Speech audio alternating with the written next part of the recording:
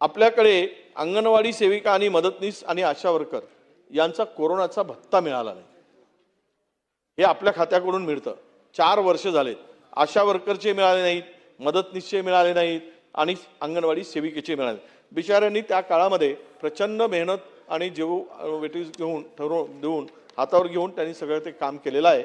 यांचे भत्ते होत असतील तर लवकरात लवकर देण्याची कारवाई करावी।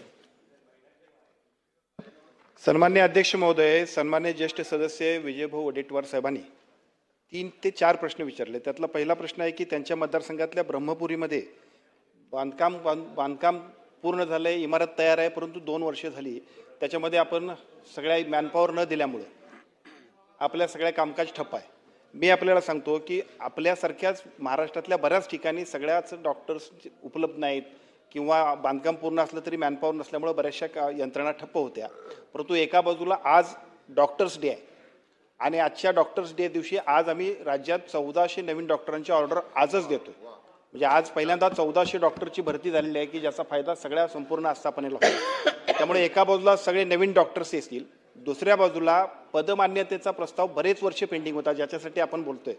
5000च्या पदमान्यतेला परवाच्या कॅबिनेटमध्ये मान्यता घेतली। त्यामुळे ब्रह्मपुरीच नाही तर राज्यातल्या सर्व ठिकाणी जिथे इथं बांधकामं पूर्ण झाले त्या सगळीकडे एका बाजूला इन्फ्रास्ट्रक्चर इक्विपमेंट्स आणि दुसऱ्या बाजूला संपूर्ण आस्थापना सुद्धा आपण देतोय, त्याचा उपयोग ब्रह्मपुरीला होणार आहे। दुसरं आपण बांधकामाबद्दल सुद्धा विचारलं की एकूणच जी काय बांधकाम आहेत त्याच्यामध्ये आपण क्रायटेरियाच केलं। मगाशी आदरणीय भाऊंनी ज्यावेळेस प्रश्न विचारला होता 50%, 70%, 90%, 75% जेवढे पूर्ण झाले त्याला प्रायोरिटीने आपण देतो। त्यामुळे माझी विनंती आहे आपण सगळ्यांनी सुद्धा निदर्शनास आणून द्या जेवढी बांधकाम आहेत, कारण बऱ्याच वेळा असं होतं 10-10 वर्ष बांधकाम झाली तरी सुद्धा दुर्दैवानं आम्ही सगळ्यांनी त्यांच्याकडे लक्ष दिलेलं नाही। तर आता आपण जो काय प्राधान्यक्रम केला आपल्याकडे पैसे उपलब्ध आहेत, फक्त आपल्या सगळ्यांनी प्रस्तावाला पाठलाग करा आणि आम्ही सगळेजण त्याला निश्चितपणाने निधी देण्याची जबाबदारी आमची आहे। तिसरं आपण सांगितलं की PSCची बांधकामं जी आहेत त्या PSCच्या बांधकामाला 1,60,00,000 रुपये आपल्या नॉर्म्स प्रमाणे मंजूर आहेत। आता आपल्या सगळ्यांचं कसं होतंय की आपण सगळेजण आमदार असतोय, आपल्या मतदारसंघामध्ये अधिकाधिक चांगल्या पद्धतीची आस्थापना व्हायला पाहिजे म्हणून 1,60,00,000चं काही काही ठिकाणी तरी 10-10 कोटी रुपयेपर्यंत आपण खर्च करतोय। परंतु आमच्याकडे असणारी मॅनपॉवर आणि यंत्रणा त्याच्यासाठी नॉर्म्स जे आहेत त्याप्रमाणे 1,60,00,000पर्यंतच आम्हा सगळ्यांना सेंट्रल गव्हर्नमेंटच्या मान्यता आहेत आणि मग त्याच्यामुळं जो सेंट्रल गव्हर्नमेंटच्या गाईडलाईन्स आहेत त्याप्रमाणे आपण या सगळ्या फंड्सची उपलब्धता करतोय। पण तरीसुद्धा आपला जो काय आपली सूचना आहे त्या सूचनेप्रमाणे एक कमिटी आम्ही बसवतो आणि आवश्यकता, कारण काय आहे की ते सगळं आता अण्णा हजारेंच्या राळेगण सिद्धीमध्ये मी गेलो होतो आणि त्या राळेगण सिद्धीमध्ये बघितलं तिथं एखादं ग्रामीण रुग्णालय उभा केल्यासारखं सगळं उभा केलं होतं, एखादी PSC, पण उद्या तिथं स्वच्छता करायला माणसं पाहिजेत। आमच्याकडे स्टाफ जो आहे तो तेवढाच आहे। त्यामुळे माझी सगळ्यांना विनंती आहे की आपल्या सगळ्यांची भावना आणि उत्साह असतोय पण उत्साहाबरोबर प्रॅक्टिकल पण असायला पाहिजे। तरीसुद्धा आपण जी सूचना दिली त्याप्रमाणे एक बैठक बोलवतो, त्याच्यामध्ये अजून निधी वाढवता येत असेल तर वाढवतो। अध्यक्ष अध्यक्ष अध्यक्ष आणि एक चौथा मुद्दा आदरणीय वडेट्टीवार साहेबांनी मांडला आहे की ज्याच्यामध्ये कोरोनामध्ये आशा स्वयंसेविका अथवा अंगणवाडी सेविकांनी सुद्धा जर जे काम केले त्याचा भत्ता मिळाला नाही असं म्हणताय, याच्याबद्दलची माहिती उपलब्ध नाही। पण जर असेल सगळ्या कंत्राटी आणि ज्या काही सेवा असतील त्यातले ज्यांचे देयक असतील ती देण्याबद्दल आम्ही टॉप प्रायोरिटी ठेवली, त्यामुळे याच्यावरती सुद्धा तात्काळ निर्णय घेतो। अध्यक्ष महोदय, माननीय मंत्री महोदयांनी आत्ताच उमरेड ट्रॉमा सेंटर करता आपले पद भरलेले आहेत, त्याकरता आपलं अभिनंदन आणि धन्यवाद। तशीच पदे रिक्त आहेत भिवापूरला, तिथं सुद्धा आपला ट्रॉमा सेंटर आहे, त्याचे सुद्धा पद भरण्याची विनंती करतो आहे। दुसरं सर की माझ्या मतदारसंघामध्ये उमरेड इथं आपण उपजिल्हा रुग्णालय हे आपल्याला मान्य झालेलं आहे, पण आपल्या पत्रानुसार त्या जे काही कामं सुरू झालेले नाही ते सगळे थांबवण्यात आलेले आहे।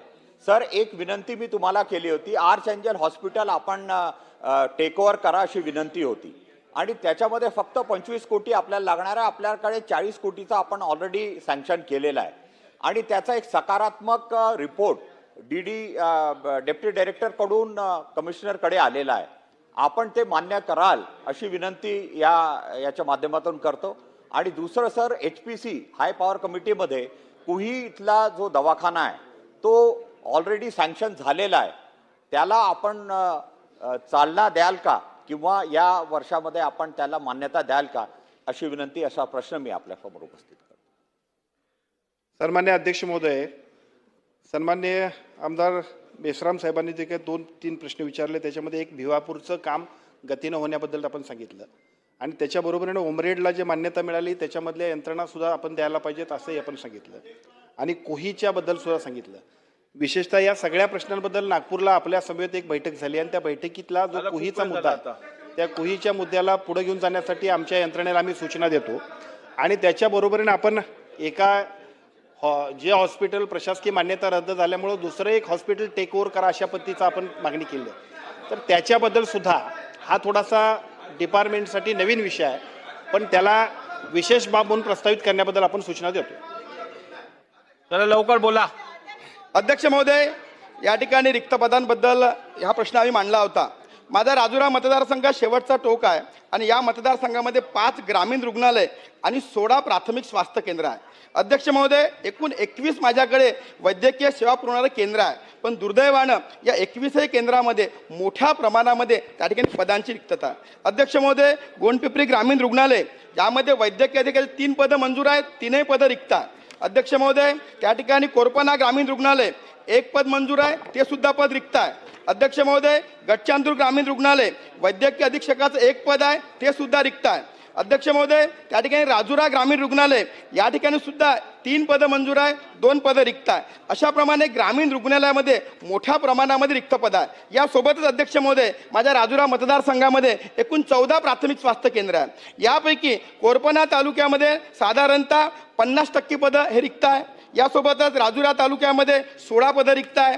यासोबतच जिवती तालुका जो आकांक्षित तालुका आहे, ज्यामध्ये 3 प्राथमिक स्वास्थ्य केंद्र आहे, केंद्र शासनाने आकांक्षित तालुका घोषित केला आहे. या जिवती तालुक्यामध्ये सुद्धा 50% जास्त पदं रिक्त आहे आणि गोंडपिंपरी तालुक्यामध्ये 3 PSC आहे. या सुद्धा तालुक्यामध्ये 30 पैकी 16 पदं रिक्त आहे. अशाप्रमाणे 31 केंद्रामध्ये मोठ्या प्रमाणात पदं रिक्त आहे. यासोबतच जे आम्ही कंत्राटी पदं भरतो, या कंत्राटी पदामध्ये सुद्धा साधारणतः 50% पदं रिक्त आहे. या संदर्भातला पूर्ण चार्ट मी माननीय मंत्री महोदयांना देणार आहोत. अध्यक्ष महोदय, माझी दुसरी विनंती आहे की आपण या ठिकाणी CSCच्या माध्यमातून आपण त्या ठिकाणी मनुष्यबळ पुरवठा करतो, पण आपल्याकडे जे CSC आहे, e governance services India limited, या संस्थेकडनं आमच्याकडे 63 पदं मंजूर झाले आहे. फक्त 39 पदं भरलं आहे आणि 24 पदं भरण्याकरिता त्या ठिकाणी DHOनी वारंवार पत्रव्यवहार केला, परंतु अजूनही या संस्थेने पदं भरले नाही. अध्यक्ष महोदय, गंभीर विषय. अध्यक्ष महोदय, गंभीर विषय. अध्यक्ष महोदय, फारच गंभीर. 2 मिनिटं अध्यक्ष महोदय. 2 मिनिटं देता येणार नाही. वेळ झाला. अध्यक्ष ऐका ना. अध्यक्ष महोदय, फार गंभीर विषय. प्लीज अध्यक्ष महोदय, या ठिकाणी या संस्थेमार्फत ज्यांचे आम्ही त्या ठिकाणी पदं मंजूर होतात त्यांच्याकडनं पैसे घेत